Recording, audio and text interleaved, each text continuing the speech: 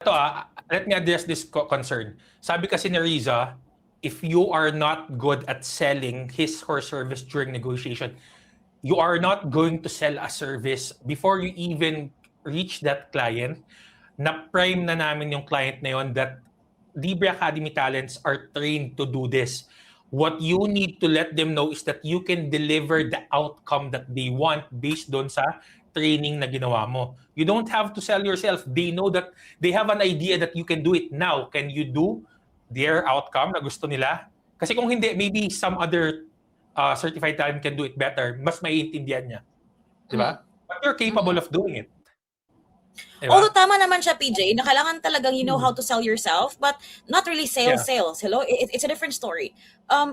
Selling yourself sa client negotiation is will come out naturally if you know what if you know what you can bring to the table, if you know your value, if you know how to help the client.